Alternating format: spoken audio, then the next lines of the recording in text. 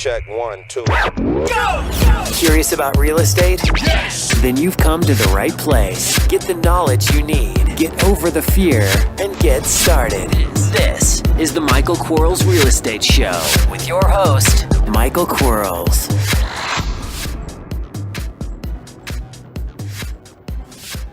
Hello, everybody. Michael Quarles with the Michael Quarles Real Estate Show. Welcome to Thursday. Today we have podcast 218, and it is 5 questions sent in by real estate investors. And remember, if you have a question, send it to support@michaelquarles.com.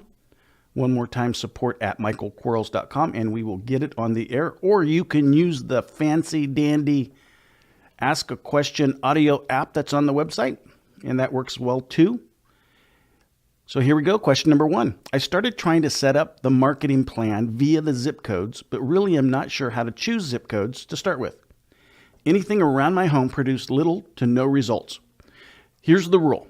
60 minutes from your nucleus. Just go out that far, grab all those zip codes. Some areas that could be 20, some areas that could be 200. So grab all of those zip codes and then start compiling the data, and that marketing chart or marketing algorithm is going to pull back and give you the results. Now, these are minutes, not miles. So in my city, I could drive like 75 miles in 60 minutes. My Bentley goes pretty fast. In some cities, I can't drive that far in 60 minutes, and so I have to reduce it. So 60 minutes from your nucleus, start with those data sets. Now, don't lead yourself to the result. Just go ahead and do it that way. Use all of the zip codes.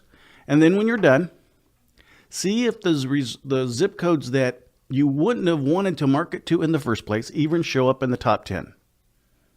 If they do show up, let's subtract them. Okay, let it rescore itself and, take the 10 that you like. Because I believe, although a zip code that in an area that you may not like will show up, I believe that you have to like that zip code. So you have to be able to participate in it or within it. And if you can't, don't want to, won't, then there's no reason to market to it, even though it would have been a winner on the marketing algorithm. So that's what I would do.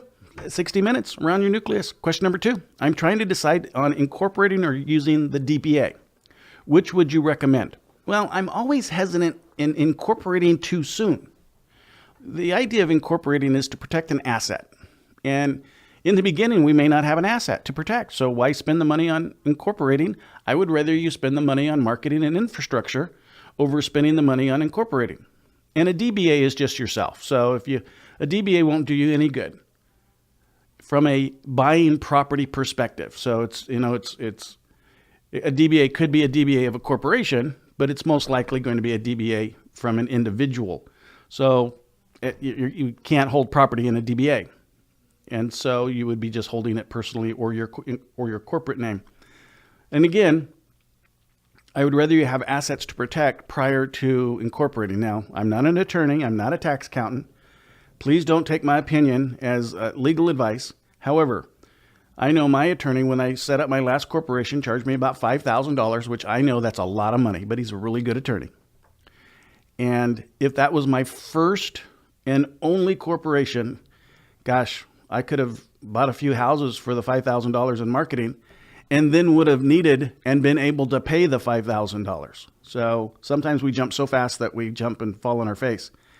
And that's not a good place to be. If you do fall down, get up and fall forward. Question number 3, which marketing piece should I use with such a low budget, $200? The one that you see in the mirror. That is the best marketing piece on a low budget.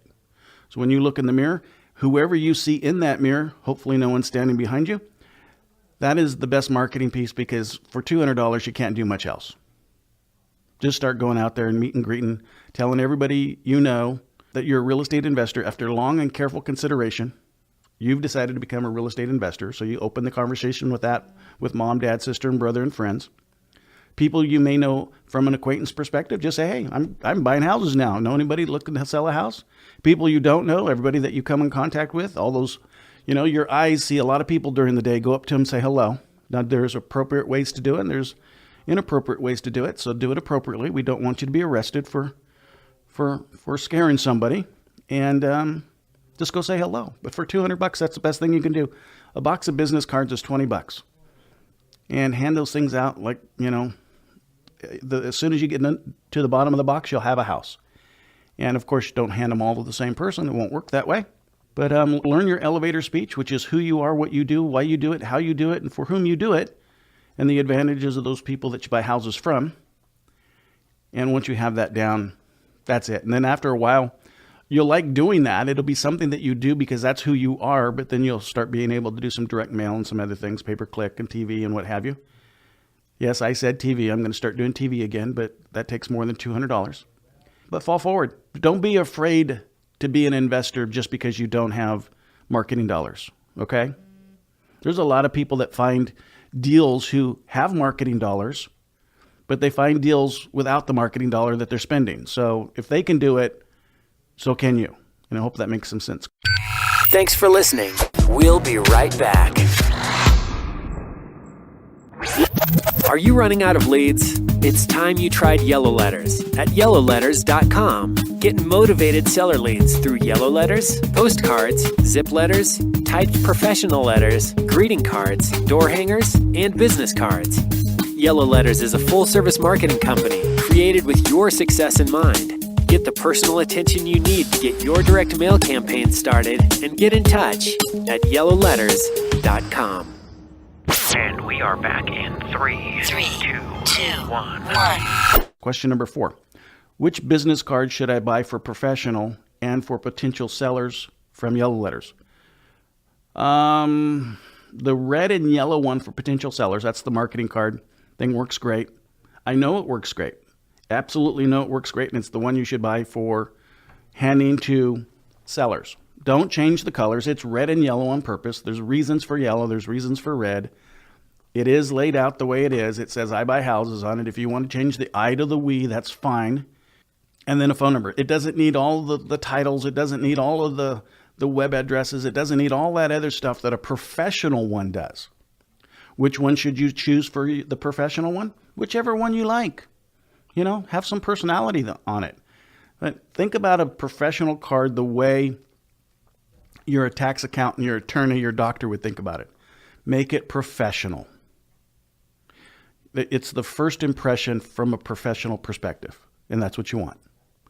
The reason that the marketing card is red and yellow, by the way, besides all of the thought process that people go through subconsciously about the color red and yellow, or the colors red and yellow, but the reason it's those bold colors is because it can be seen within a stack of cards, even when it is not on top and the message is still being embedded.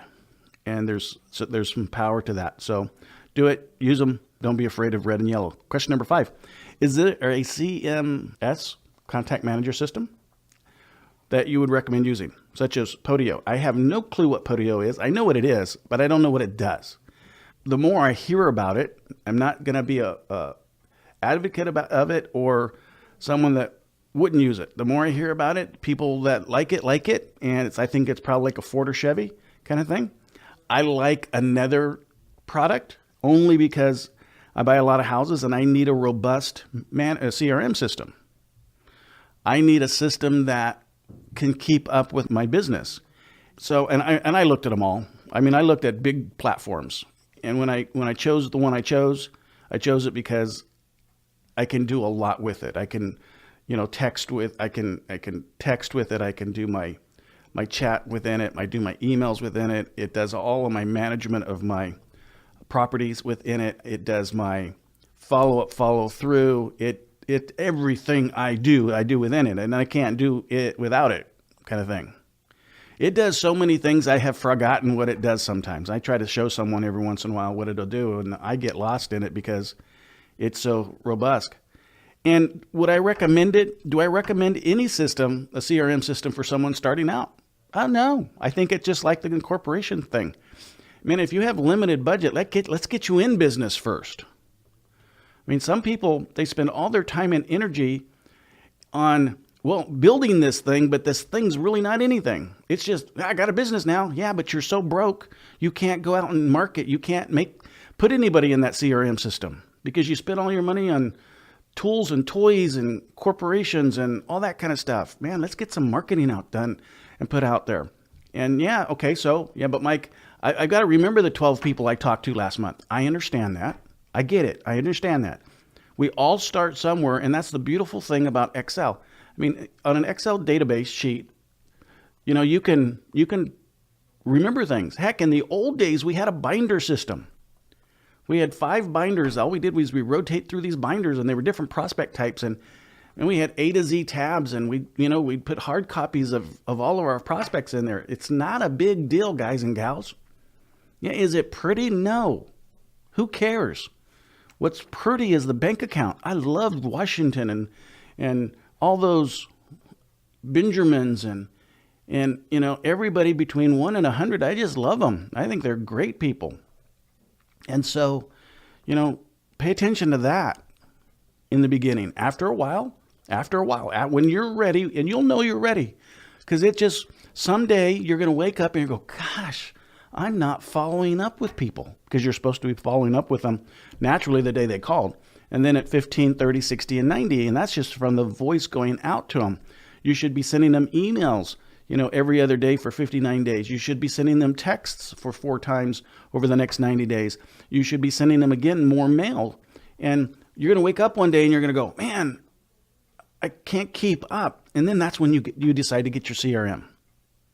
But don't get it so soon that you go out of business because you spent all your time and effort putting together something that you can't utilize because now you don't have the money to utilize it. And I know some of you are going down this path, and I just would rather you get a box of business cards and put some marketing out there, or if you don't have even money for marketing, put yourself out there. I mean, a polo shirt. We've got them for, gosh, I didn't say that. They're going to hate me now that I said that. But we do offer them to some of my coaching students. They're like $41 a piece, and they're nice polo shirts, and they're professional to wear, but they're also casual to wear, so that's cool too. And it says I buy houses on it, and man, heck, if I only had $42 and another $22 for business cards, I'd wash that polo shirt every day and pass out business cards with that shirt on. That's what I'd do. I wouldn't be spending money on a corporation or LLC in the beginning, or a management system in the beginning. I'd spend $1,200 on my coaching program. I'd do that, which is kind of cool, guys. Man, yesterday's call was really cool. We had, there was a whole group of us on there, and we were talking about valuation from a repair cost perspective. And today's call is going to be cool too. We're going to go over the contract. And so we talk 3 times a week, and then one-on-one monthly, and you get an accountability coach, which bugs the what out of you to make sure that you have all the tools that you need to fall forward and be profitable in real estate. So kind of a cool program. Anyway, it's been fun. I appreciate talking to you. I'm glad you guys are sending me questions. And remember, if you have a question, send it to support@michaelquarles.com. Talk to you tomorrow. Bye-bye. Thanks for listening to the Michael Quarles Real Estate Show. Get more info and stay in touch at michaelquarles.com.